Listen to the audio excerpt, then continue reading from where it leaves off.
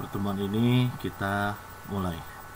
Baik, em, pertama saya sampaikan ini sebagai garis besarnya dulu ya, bahwasanya nanti kedepannya kalian akan mendapatkan materi-materi.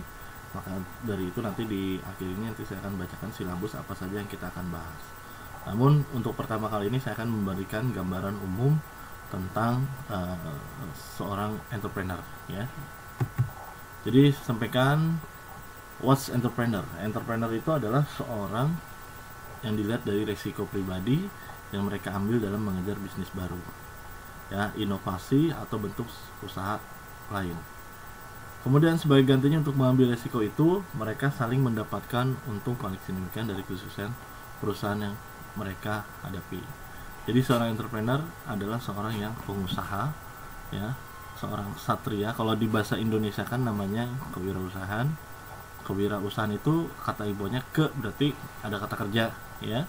Wira berarti objeknya, berarti disebutkan kata sifat seorang yang hebat, ya, yang kuat secara mental, yang hebat secara mental, yang kuat secara mental, tahan banting, ya, badai menghadang pun dia tetap bertahan, ya. Itu artinya seorang wira satria, ya.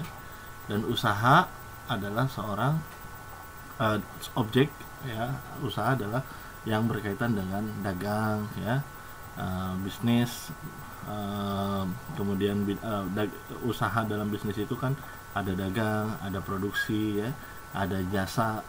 Jadi mereka yang terlibat dalam hal itu disebut dengan seorang wirausaha, ya. Kalau pakai one berarti memang kata subjek manusianya, ya. Jadi sifat wira, ya, kemudian usaha objeknya, one itu adalah subjek, ya, subjek orangnya berarti, ya. Jadi ada sifat, objek, ya. One itu berarti mencirikan adalah seseorang, ya, berarti nggak hanya laki-laki, nggak hanya juga nggak hanya perempuan, tadi orang, ya, manusia yang melakukan berbagai kegiatan bisnis, kegiatan usaha, ya. Di sini disampaikan bahwa ada resiko pribadi yang mengambil dalam mengejar bisnis baru, ya. Belum apa-apa sudah disampaikan resiko. Karena apa? Karena memang seorang entrepreneur itu kerap identik dengan risiko, ya. Jadi bukan di zona nyaman, ya, bukan di zona nyaman, ya. Kalau kita lihat sekarang nih pekerja pabrik itu mungkin di zona nyaman, ya. Dia bekerja, besoknya nanti dapat gaji, ya, per bulan, ya, terus begitu aja terus, ya. Tapi kalau seorang entrepreneur tidak, ya. Untuk mendapatkan profitnya, dia sebelum melakukan usahanya pun risikonya sudah besar, ya. Dia harus mengeluarkan modal, dia harus berupaya, dia harus menciptakan sebuah konsep, visi dan misi dan tujuannya dalam sebuah melakukan bisnis, ya. Tetapi belum bisa diprediksi, belum bisa dipastikan akan dapat gajinya, ya. Berbeda dengan seorang pekerja, tanda tangan kontrak kerja, kemudian dapat 1 bulan dia stabil gajinya. Nah, kalau pengusaha tidak, ya, dia harus melakukan risiko dulu, ya. Dia harus tahu, dia harus paham bahwa seorang entrepreneur itu adanya risiko. Tapi, ya, itu saya memberikan pandangan yang pahitnya lah, ya. Jadi kalau ada peribahasa dulu disampaikan, kalau Anda ingin menjadi seorang yang kaya raya, itu nonsen kalau Anda menjadi seorang karyawan pabrik, ya.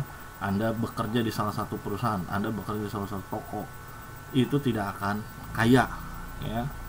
Tidak akan kaya, ya, kaya raya. Kalaupun misalnya Anda kaya dari situ, Anda harus bertahap, ya, harus bertahun-tahun dulu, ya. Berbeda dengan usaha. Usaha ini kalau konsepnya sudah matang, bagus, ya. Makanya nanti kalau sebelum usaha itu nanti kita membahas tentang analisis, ya. Jadi studi kelayakan, layak gak bisnis melakukan seseorang melakukan kegiatan bisnis, kegiatan usaha, ya. Jadi nggak langsung buat usaha, ya. Banyak sekali hal-hal yang harus kamu lalui dulu, ya. Kalau saya jelaskan di sini habis semua, ya, pelajaran kita. Jadi saya hanya gambaran umum saja. Nanti kita membahas tentang analisis 5W1H. Kita belajar tentang analisis SWOT.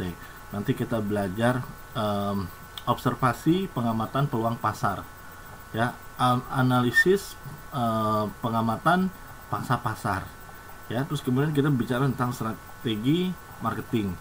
Kita bicara nanti tentang strategi package, ya. Jadi banyak sekali, ya, sebelum dilakukan usaha itu ada step-step yang harus dilakukan.